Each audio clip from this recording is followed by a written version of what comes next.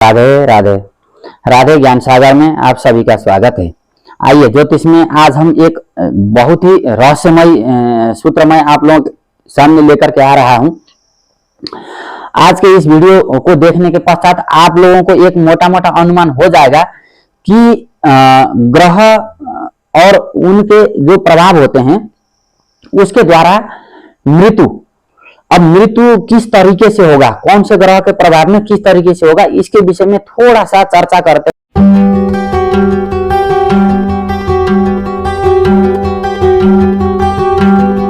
हैं। हालांकि शास्त्र कहते हैं ईश्वरो आयु जानाति, आयु के विषय में ईश्वर को ही पता होता है। और हमारे धर्मशास्त्र एक और चीज कहते हैं कि आयु कर्म च वित्तम च विद्या निधन में वच पंचेतानि सृजन्ते गर्भस्थ शैव देहिन।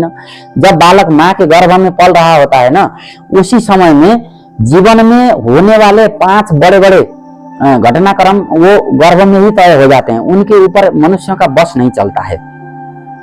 हालांकि एक और चीज है, कोई भी व्यक्ति इस संसार में आता है उसको ईश्वर एक निर्धारित आयु देकर के भेजते हैं, और यहाँ आने के पश्चात हमारे कर्म इतने शुद्ध, इतने शास्त्र संगत और इतने प्रकृति से मिलजुल करके होने चाहिए ताकि हमें जो है लंबी आयु जो है इस संसार में आने के बाद भी मिलती है। मतलब जैसे कोई अल्पायु में आ गया हो लेकिन उसके आचरण, जीवन जीने की कार्यशैली या जीवन शैली इतनी अच्छी होती है कि वो लंबे समय तक जीवित रहते हैं, भले ही जो है ज्योतिष में जो है अल्पायु का योग दिख रहा हो।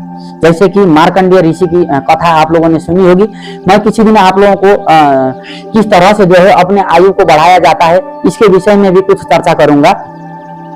तो मार्कंडेय ऋषि की आयु केवल 12 वर्ष की थी और उन्होंने अपने शुद्ध आचरण से, जीवन शैली और अपने संस्कारों के द्वारा वो जो है अजर अमर हो गए, और आज उनकी गिनती अष्टचिरंजीवियों में मानी जाती है।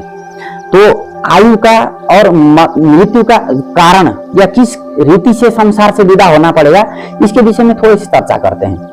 अब कुंडली में देखिए, हमारे आयु के लिए जो भी कारक विषय होते हैं ना, सबसे पहला कारक तो अष्टम भाव होता है। देहम द्रव्य परा कर्म सुख सुतौ शत्रु कलत्रम मृत्युर भाग्यम राजपदम कर्मेण गतिता लाभ व्यय लग्नत। ये 12 भावों से 12 चीजों को देखा जाता है।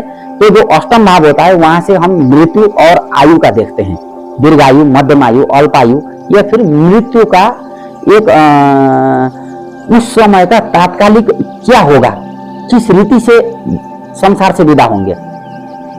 तो अष्टम भाव में जो राशि होगी, सबसे पहले तो उस राशि के मालिक ग्रह कौन है और उस ग्रह के कारक विषय कौन कौन से हैं, उन विषयों से मृत्यु हो सकती है।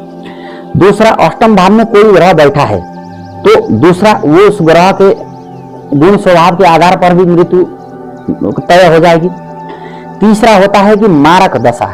अब जो मारक भाव होते हैं जैसे द्वितीय भाव और सप्तम भाव, इनको प्रबल मारक माना गया है, और उसी प्रकार से तृतीय भाव और अष्टम भाव, इनको भी छोटा मोटा मारक माना गया है।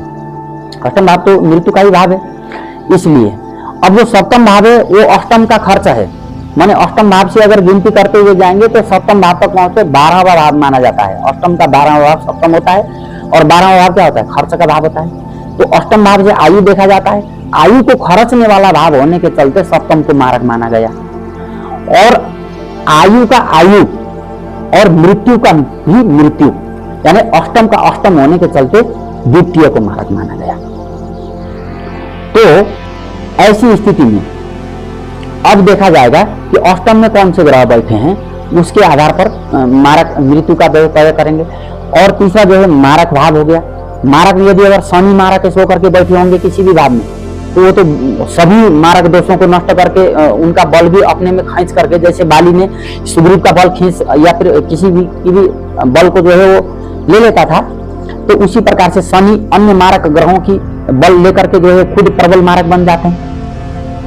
और इसके अलावा छठे, आठम, 12वें भाव के स्वामी या फिर उनमें बैठे हुए ग्रह भी कुछ हद तक जो है मृत्यु के कारक बनते हैं। अब ऐसा इसलिए होता है कि जरूरी नहीं है कि कोई व्यक्ति मार्ग दशा में ही संसार छोड़ के चला जाए।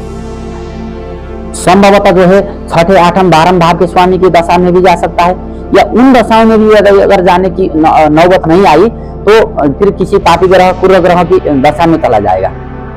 या संभवतः शुभ ग्रहों की दशा में भी जाते हैं। शुभ ग्रहों की दशा में अच्छे भले लोग जाते हैं, और जिनको मोक्ष प्राप्ति करना होता है या फिर स्वर्गलोक को जाना होता है ना, वैकुंठ के अधिकारी बनने वाले लोग या फिर स्वर्गलोक के अधिकारी बनने वाले लोग शुभ ग्रहों की दशा में और बिना किसी पीड़ा के आसानी से चले जाते हैं। तो अब यहाँ पर यह देखा जाना चाहिए कि जो अष्टम भाव में बैठे हैं ग्रह, वो ग्रह शुभ ग्रह होगा तो मृत्यु शुभ रीति से होगी, ज्यादा पीड़ा नहीं होगी, और अशुभ ग्रह होंगे तो थोड़े बहुत पीड़ा के साथ मृत्यु होगी।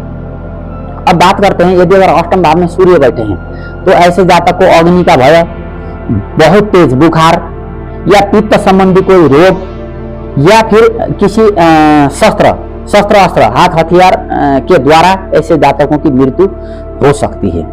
यह एक संभावित अनुमान हम लोग ग्रहों के गुण तत्व और स्वभाव के आधार पर लगा रहे हैं, और ये कुछ हद तक जो है फलित होता ही है। अब मान लीजिए अष्टम भाव में जाकर के चंद्रमा बैठे हैं तो ऐसे जातकों को पानी में डूबने से मृत्यु हो सकती है, या फिर विषुचिका, है ना, जलोदर, न्यूमोनिया इत्यादि, या फिर फेफड़ों में पानी जम जाना, या फिर जल से संबंधित रोग, है ना, जैसे कि फेफड़े में किसी प्रकार की कोई दोष रोग, टीबी, कैंसर भी हो सकता है, क्योंकि ब्लड का भी कारक है। जो हमारे शरीर में व्हाइट ब्लड सेल हैं वो मंगल है, चंद्रमा है, और जो रेड ब्लड सेल हैं वो मंगल है। तो इसलिए ब्लड का जब हम बात करते हैं तो उसमें चंद्र मंगल दोनों को देखा जाना चाहिए। तो इन रोगों से हो सकता है। इसी प्रकार से यदि अगर मंगल अष्टम भाव में होंगे या फिर अष्टमेश मंगल होंगे तो ऐसे जातकों को अग्नि का भय हो सकता है, अग्निकांड में इत्यादि, या फिर बिजली का करंट लगना हो सकता है, या फिर हार्ट अटैक हो सकता है, रक्त विकार, एनीमिया, या फिर हाई बीपी, कोलेस्ट्रोल, है ना, और कई प्रकार के जो शरीरजन्य या फिर इंद्रियजन्य बीमारियां भी हो सकते हैं। तंत्र मंत्र इत्यादि का भी कारण हो सकता है, जिनका मंगल अष्टमेश या फिर अष्टम भाव में बैठा है उनकी मृत्यु का कारण। इसी प्रकार से यदि अगर बुध अष्टम भाव में होंगे या फिर अष्टमेश बुध होंगे तो ऐसे जातकों को जॉन्डिस, पीलिया जिसको कहते हैं, या फिर स्नायु संबंधी, है ना, स्नायु संबंधी नर्व सिस्टम में किसी प्रकार का कोई खराबी, या फिर चर्म रोग, या फिर कुष्ठ रोग जो त्वचा से संबंधित रोग हैं, या फिर कई प्रकार के जो है ना एलर्जी के द्वारा ऐसे जातक जा सकते हैं। इसी प्रकार से गुरु होंगे तो गुरु क्योंकि खान पान के कारक ग्रह हैं, तो खान पान खराब होगा तो पेट में ज्यादा दिक्कत करेगा, अपच होगा, या फिर बात पित्त कफ की समस्या अधिक होगी। तो कफ अधिकतर जो है कफ जन्य रोग हो सकते हैं, फूड पॉइजनिंग हो सकता है, खान पान में कुछ है ना ऊंचा नीचा हो सकता है, या फिर पेट संबंधी अल्सर या पेट संबंधी गैस हो गया, है ना, इस तरह के विकारों से जो है जा सकते हैं गुरु होंगे तो। इसी प्रकार से यदि शुक्र होगा, अब शुक्र क्या है, शुक्र हमारे शरीर में जो है इंद्रिय जन्य सुख का कारक है, शारीरिक, है ना, सुख का कारक है।